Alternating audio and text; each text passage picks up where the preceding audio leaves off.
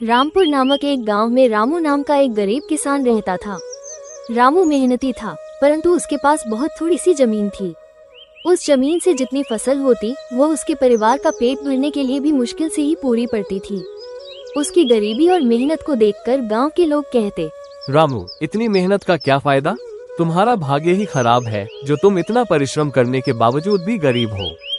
ये सुनकर रामू थोड़ा उदास हो जाता, पर फिर भी वो मेहनत करना नहीं छोड़ता। एक दिन गांव में एक साधु आए।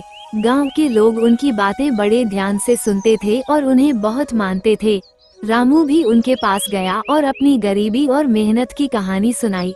साधु ने उसे ध्यान से सुना और फिर कहा, तुम्हारी मेहनत जरूर रंग लाएगी बेटा, बस धैर्य रखो और अपनी मेहनत को बढ़ाते रहो। कभी कभी हमारी मेहनत के फल का समय आना थोड़ा देर से होता है, परंतु मेहनत का फल निश्चित रूप से मिलता है। रामू को साधु की बात से थोड़ी हिम्मत मिली और वह और भी मेहनत से खेती में जुट गया। दिन रात मेहनत करता, खेतों में घंटों समय बिताता। समय बीतता गया, लेकिन रामू की स्थिति में कोई खास बदलाव नहीं आया। फिर भी रामू ने अपने परिश्रम को कभी कम नहीं होने दिया। एक दिन जब रामू अपने खेत में हल चला रहा था, तभी अचानक हल किसी कठोर चीज से टकराया। उसने हल को जमीन से निकाला और देखा कि वहाँ कुछ चमक रहा है। उसने मिट्टी को हटाया तो एक पुरानी धातु की हांडी निकली। उसने हांडी को खोला तो उसकी आंखें चमक उठी। हांडी में सोने की मोहरें भरी हुई थीं। रामू को अपने भाग्य पर यकीन नहीं हो रहा था। उसने साधु बाबा की बात को याद किया कि मेहनत का फल अवश्य मिलता है। रामू ने उन सोने की मोहरों से थोड़ी जमीन और खरीदी और बेहतर बीज और साधन जुटाए। अब उसकी फसल बहुत अच्छी होने लगी और कुछ ही सालों में वह एक समृद्ध किसान बन गया। उसकी मेहनत और भाग्य ने मिलकर उसका जीवन बदल दिया। इस घटना के बाद गांव के लोग भी उसकी तारीफ करने लगे और कहने लगे, देखो, मेहनत का फल मिलता ही है, बस धैर्य रखना जरूरी है।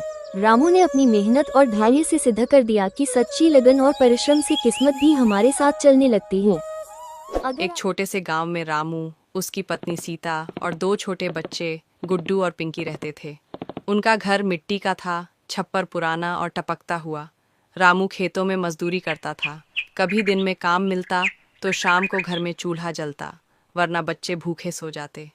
सीता हर दिन उम्मीद से कहती, एक दिन हमारे बच्चे अच्छे स्कूल में पढ़ेंगे रामू, गरीबी सदा के लिए नहीं रहती।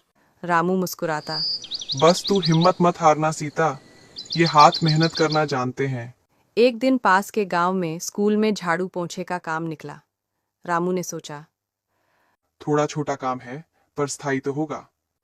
उसने आवेदन किया और नौकरी मिल गई। अब महीने की थोड़ी बहुत कमाई होने लगी। रामू रोज बच्चों के लिए थोड़ा दूध लाता और सीता बचत करने लगी। गुड्डू स्कूल जाने लगा। पुरानी किताबों से पढ़ता, टूटी स्लेट पर लिखता, लेकिन उसकी आंखों में सपने चमकते थे। एक दिन गांव में प्रतिभा परीक्षा हुई। गुड्डू ने अपने गांव का नाम ऊंचा कर दिया।